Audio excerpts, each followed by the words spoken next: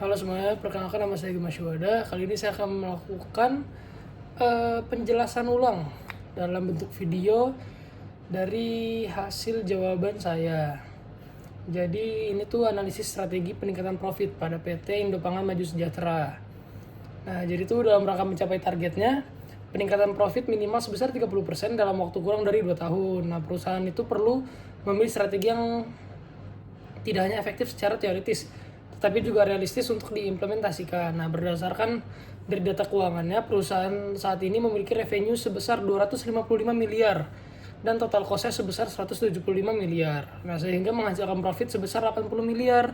Nah, dengan demikian target profit yang harus dicapai karena sebelumnya meminta dalam kurang 2 tahun itu meningkat 30%, jadi harus target profit setelahnya itu jadi 104 miliar minimalnya.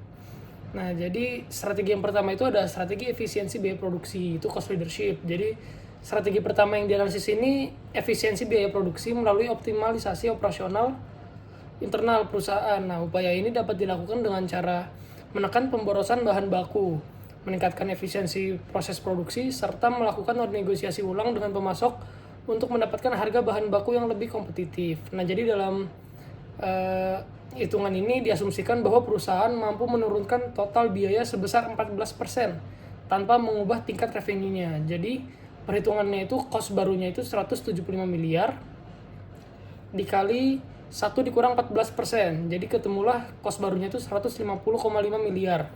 Nah, revenue itu tetap 255 miliar. Jadi profit barunya itu dapat dihitung 255 miliar dikurang 150,5 miliar. Nah, dapatlah hasil 104,5 miliar. Nah, jadi dengan hitungan dan strategi tersebut terjadi peningkatan profit sebesar 24,5 miliar atau sekitar 30,6%. Nah, lanjut strategi yang kedua, itu ada strategi kenaikan harga. Pricing strategi. Jadi strategi kedua adalah melakukan penyesuaian harga produk, khususnya pada produk yang memiliki tingkat loyalitas konsumen tinggi dan permintaan yang relatif tidak sensitif terhadap perubahan harga. Jadi dalam hitungan ini diasumsikan, dalam strategi ini diasumsikan bahwa perusahaan menaikkan harga sebesar 9,5% tanpa meningkatkan biaya produksinya. Jadi perhitungannya itu revenue baru sama dengan 255 miliar dikali 1095 sama dengan 279,2 miliar. Jadi revenue barunya ini dapatlah di angka 279,2 miliar. Jadi cost-nya ini tetap di 175 miliar.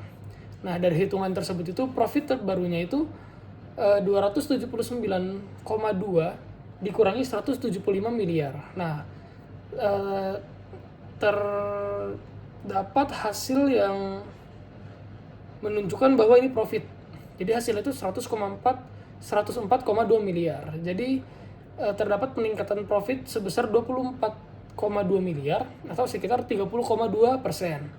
Nah, jadi strategi ini juga mampu mencapai target yang diinginkan. Kelebihannya itu tidak membutuhkan perubahan operasional yang kompleks. Namun risiko utama terletak pada kemungkinan penurunan volume penjualan apabila konsumen sensitif lambung saya naik terhadap kenaikan harga. Nah, terus yang ketiga itu ada strategi diferensiasi produk premium. Nah, strategi ini berfokus pada pengembangan produk dengan nilai tambah yang lebih tinggi, seperti produk premium, produk sehat, dan inovasi varian baru yang dapat meningkatkan persepsi kualitas di mata konsumen. Nah, jadi strategi ini diasumsikan bahwa strategi mampu meningkatkan revenue sebesar 12,5% dengan konsekuensi peningkatan biaya sebesar 4%. Nah, akibat investasi dalam pengembangan produk dan pemasaran. Jadi, perhitungannya itu revenue barunya ini 255 miliar dikali 1000,125. Nah, ketemulah revenue barunya ini 286,9 miliar. Terus cost-nya ini hitungan barunya 175 miliar dikali 1,04. Nah, ketemulah hasil 182 miliar. Nah, jadi profit barunya ini tinggal kita kurangin aja dari 286,9 dikurangi 182 miliar. Hasilnya adalah 104,9 miliar. Nah, strategi ini juga menunjukkan peningkatan profit yang diperoleh itu sebesar 24,9 miliar atau sekitar 31,1%. Nah, jadi strategi ini tidak hanya mampu mencapai target, tetapi juga memberikan keunggulan kompetitif jangka panjang. Namun implementasinya membutuhkan waktu lebih lama karena melibatkan riset, pengembangan, serta edukasi di pasar. Nah, terus strategi keempat ini strategi ekspansi pasar, market expansion. Nah, strategi ini dilakukan dengan memperluas jangkauan distribusi, baik melalui kanal digital maupun penetrasi ke wilayah geografis baru. Nah, jadi diasumsikan bahwa ekspansi pasar mampu meningkatkan revenue sebesar 14% dengan cost sebesar 6% akibat biaya distribusi dan pemasaran tambahan. Nah, perhitungannya itu revenue 255 dikali 1,14. Nah, terdapatlah hasil 290,7 miliar. Nah, cost-nya ini 175 dikali 1,06. Nah, ketemulah hasil 185,5 miliar. Profitnya ini 290,7 miliar dikurangi 185,5 miliar. Terdapatlah hasil 100,52 miliar. Nah, jadi ini terdapat peningkatan profit sebesar 25,2 miliar atau sekitar 31%. Nah, jadi tuh analisis saya ini dari strategi ekspansi pasar ini cukup efektif dalam meningkatkan profit dan sekaligus memperluas pangsa pasarnya. Nah, lanjut ke strategi yang kelima, strategi rasionalisasi produk. Nah, strategi ini nih dilakukan dengan mengurangi produk yang memiliki margin rendah dan perputaran lambat, sehingga perusahaan dapat lebih fokus pada produk yang lebih menguntungkan. Nah, diasumsikan bahwa strategi ini menurunkan revenue sebesar 2%, namun mampu menekan biaya sebesar 10%. Jadi perhitungannya itu revenue sama dengan 255 dikali 0 revenue awal 255 miliar dikali 0,98. Lalu ketemulah hasil 249,9 miliar. Nah, cost-nya ini cost awalnya 175 dikali 0,90, ketemulah hasil 157,5 miliar. Nah, profitnya 249,9 miliar dikurangi 157,5 miliar. Nah, jadi profitnya ini yang didapatkan 92,4 miliar. Nah, peningkatan profitnya itu hanya sebesar 12,4 miliar atau sekitar 15%, dan dari strategi ini belum mencapai target yang diminta dari perusahaan tersebut. Nah, jadi strateginya ini belum mampu mencapai target yang diinginkan jika diterapkan secara mandiri. Namun strategi ini tetap relevan sebagai strategi pendukung dan meningkatkan efisiensi perusahaan. Lalu kita lanjut ke strategi yang keenam, strategi efisiensi distribusi dan logistik. Nah, jadi strategi ini bertujuan untuk mengoptimalkan sistem distribusi guna mengurangi biaya logistik. Nah, diasumsikan bahwa biaya dapat ditekan sebesar 8% tanpa perubahan pada revenue. Nah, perhitungannya ini cost awal 175 dikali dengan 0,92. Terdapatlah hasil 161 miliar rupiah. Lalu pada profitnya kita hitung dari 255 miliar dikurangi 161 miliar. Ketemulah hasil 94 miliar.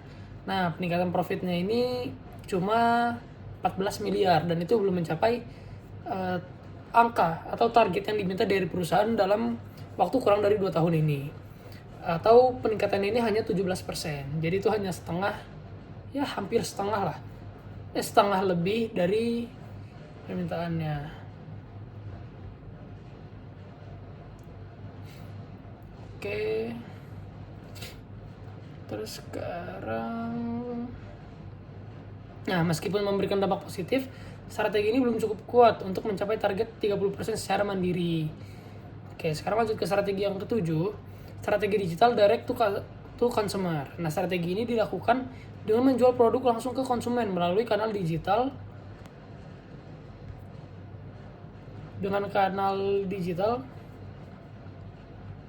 Sehingga margin dapat ditingkatkan. Nah, diasumsikan bahwa revenue meningkatkan sebesar 10% dan cost-nya itu meningkat 5%. Jadi perhitungannya itu revenue sama dengan 255 dikali 1,10 sama dengan 280,5 miliar. Nah, cost-nya ini 175 dikali 1,05, ketemulah cost barunya itu 183,75 miliar.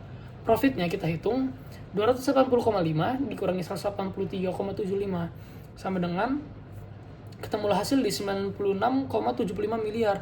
Peningkatan profitnya hanya sebesar 16,75 miliar. atau 20,9%. Ini belum mencapai target yang diminta oleh perusahaan. Nah, lanjut ke strategi yang terakhir, itu strategi bundling produk. Strategi bundling ini dilakukan dengan menggabungkan beberapa produk dalam satu paket untuk meningkatkan nilai transaksi konsumen. Nah, diasumsikan bahwa revenue meningkat sebesar 8% dan cost meningkat sebesar 3%. Nah, hitungannya ini revenue-nya 255 dikali 1,08. Terdapatlah hasil 275,4 miliar. Dan cost ini 175 dikali 1,03. Nah, dapatlah hasil 180,25 miliar. Profitnya 275,4 miliar dikurangi 180,25 miliar.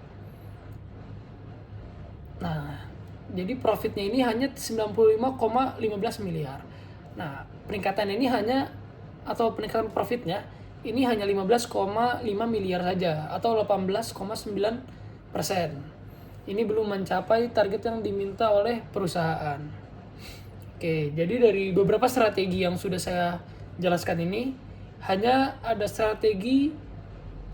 beberapa strategi yang mencapai target atau peningkatan profit yang diminta oleh perusahaan. Jadi pertama itu ada strategi efisiensi biaya. Dari strategi efisiensi biaya ini dia meningkatkan profit sebesar 24,5 miliar atau sekitar 30%. Ini bahkan lebih 6% dari yang diminta oleh perusahaan. Lebih dari 0,6% dari perusahaan. Nah, selanjutnya itu ada strategi kenaikan harga, pricing strategi. Dia ini meningkatkan profit sebesar 24,2 miliar atau sekitar 30,2%. Jadi dari strategi kedua ini yang kenaikan harga, pricing strategi, dia mampu melebihi 0,2% dari target yang diminta oleh perusahaan. Lalu ke strategi yang ketiga itu diferensiasi produk. Nah, strategi diferensiasi produk ini memperoleh profit 24,9 miliar atau sekitar 31,1%. Jadi strategi yang ketiga ini dia melebihi 1,1% dari target yang diminta oleh perusahaan seminimalnya. Nah, selanjutnya itu